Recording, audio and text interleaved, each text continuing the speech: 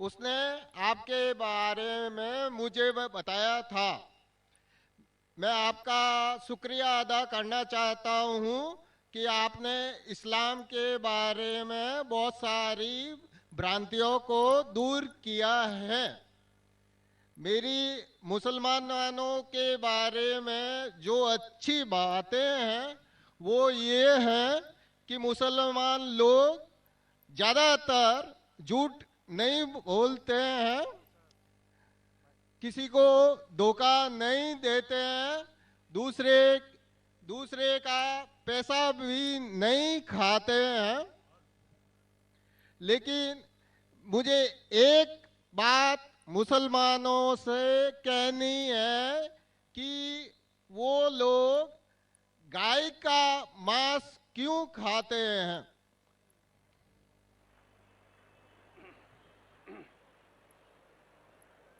आनंद भाई ने सवाल किया। वो कहते हैं कि वो मुझे दुबई से जानते हैं माशाल्लाह, और कई सालों से मेरे तकरीर सुन रहे हैं, और वो कहते हैं कि उनके तजुर्बे के हिसाब से वो समझते हैं कि मुसलमान अच्छे लोग हैं, सच बोलते हैं, झूठ नहीं बोलते, किसी का पैसा नहीं खाते। लेकिन एक उनको मुसलमानों के बारे में एक चीज़ जो खटकती है कि मुसलमान गाय का गोश्त क्यों खाते, वो उनका सवाल है।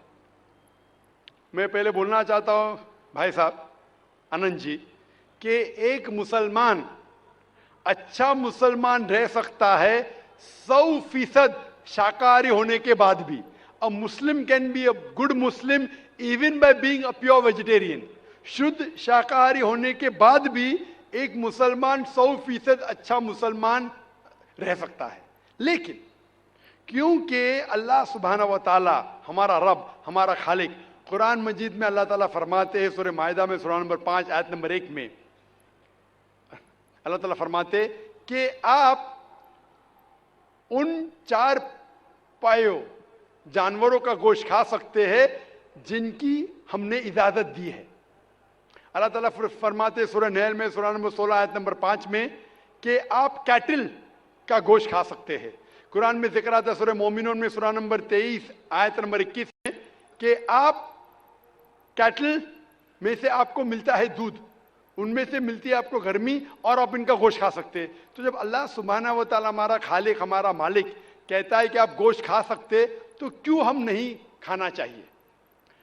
मैं आपको कोशिश करूंगा बताने के लिए कि आज की साइंस ये कहती है, आज की साइंस ये कहती है कि हमारे जिस्म में हमको प्रोटीन की जरूरत है, कम से कम 23 एमिनो एसिड की जरूरत है। यही 23 में से 8 एमिनो एसिड हमारे जिस्म में नहीं बनते। उसके लिए फर्ज है कि ये हमारे खाने में हमें ये एमिनो एसिड मिलना चाहिए। कोई भी शाकाहारी, कोई भी भाजी पाला नहीं है जिसमें आटों के आटो एमिनो एसिड मौजूद है। फ्लैश में, गोश्त में आटो अमीनो एसिड मौजूद है। इसे साइंस कहती है कंप्लीट प्रोटीन, कंप्लीट फूड। आज साइंस ये कहती है कि फ्लैश फूड में, गोश्त में प्रोटीन है, नियासिन है, विटामिन B1 है, इससे सेहत अच्छी बनती है। और आज आप देखेंगे जब जो जानवर जो शाकाहारी होते हैं, जो सिर्फ भाजी पाला खाते हैं, भेड़, बकरी, गाय, आप देखेंगे इन जानवरों के दांत इनके चपटे हैं, उनके पास हर्बिवोरस सेट ऑफ टीथ है। ये सिर्फ भाजी पाला खाते, गोश्त खा ही नहीं सकते।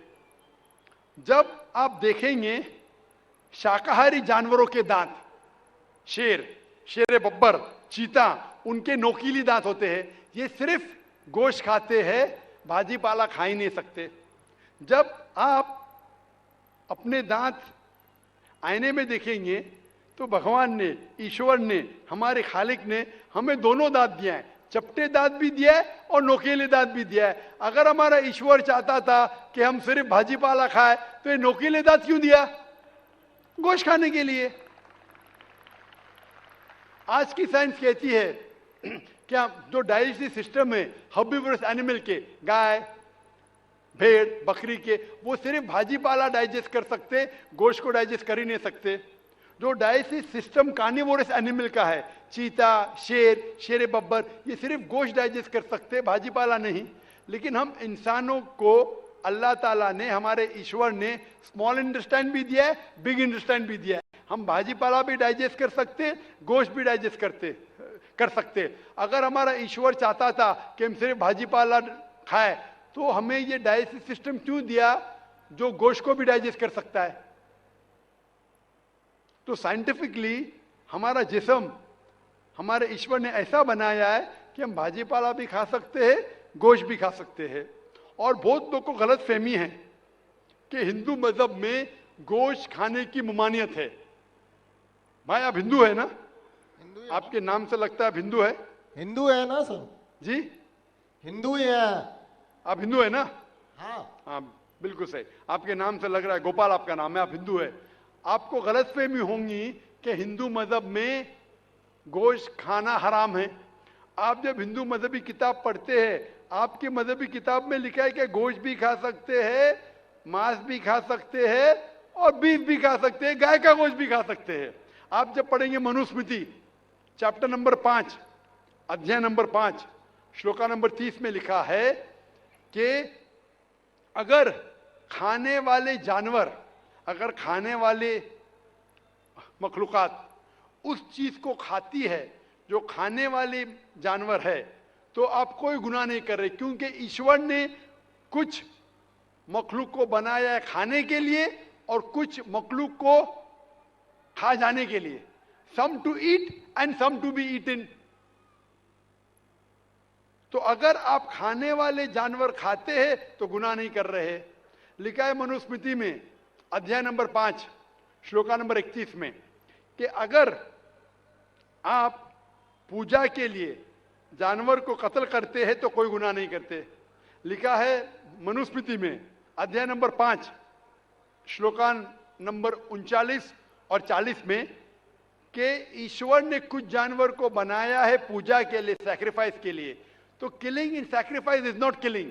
तो कत्ल करना पूजा में कत्ल नहीं है। तो मनुस्मृति के मुताबिक आप गोश्त खा सकते हैं। फिर आप जब मुताला करेंगे महाभारत का, महाभारत में अनुशासन पर्व में अध्याय नंबर 88 में युधिष्ठिर, पांडव के 5 भाई थे, आपने युधिष्ठिर का नाम तो सुना होगा। युधिष्ठिर जो पांडव के 5 भाई थे, युधिष्ठिर पांडव में सबसे बड़ा भाई था। वो पूछता है भीष्म से कि हम यज्ञ में, पूजा में क्या खाना दे ताकि हमारे परदादा खुश होंगे।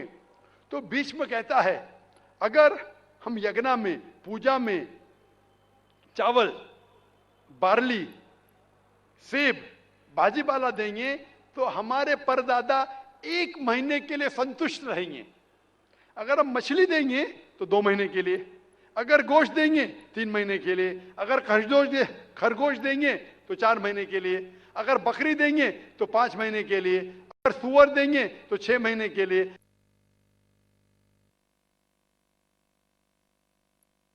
अगर बैल देंगे तो 11 महीने के लिए, अगर गाय देंगे तो पूरे 1 साल के लिए हमारे परदादा संतुष्ट रहेंगे। 1 साल। क्या दूध की बात अगर कर रहे हैं सर? आप बफेलो देंगे, बफेलो तो 12 साल के लिए, अगर राइनोसरस देंगे या रेड मीट, लाल गोश्त, तो हमारे परदादा हमेशा के लिए संतुष्ट रहेंगे। पूरा मेन्यू है महाभारत में, हिंदू किताब में पूरा मेन्यू है। क्या चाहते हैं? भाजी पाला, मछली, गोश्त, खरगोश, हिरण, बीफ, बड़े का छोटे का सब है। आप अगर वेद पढ़ेंगे, वेद में भी लिखा है कि संत और साधु गोश्त खाते थे, गाय का गोश्त भी खाते थे। फिर आप क्यों कहते हैं कि गोश्त खाना हराम है? क्योंकि बहुत से हिंदू लोग बाकी मज़ाहिब से प्रसन्न हुए। मजहब से प्रसन्न होने के बाद कुछ मजहब मानते अहिंसा में, और वो समझते हैं कि जानवर को कत्ल करना गुनाह है। क्यों? क्योंकि जानवर में जान है, बाजी पाला में जान नहीं है, पेड़ पौधों में जान नहीं, इसलिए बाजी पाला खाना गलत नहीं है, लेकिन जानवर खाना गलत है। आज साइंस तरक्की कर चुका है और हम जानते हैं कि पेड़ पौधों में भी जान है, तो उनकी लॉजिक जरा बदल गई। हाँ हाँ जाकिर भाई, हम जानते हैं पेड़ पौधों में जान है, लेकिन पेड़ पौधे दर्द का एहसास नहीं, उनको दर्द का एहसास नहीं है, उन्हें दर्द नहीं होता, पेड़ पौधों को दर्द नहीं होता, इसीलिए, और जानवर को दर्द होता है, इसीलिए जानवर खाना बड़ा गुनाह है, पेड़ पौधे खाना कम गुनाह है। आज साइंस फिर से तरक्की कर चुका है। तरक्की करने के बाद आज साइंस ये कहती है कि पेड़ पौधों को भी दर्द होता है, लेकिन उनकी दर्द की आवाज आपको सुनाई नहीं देती।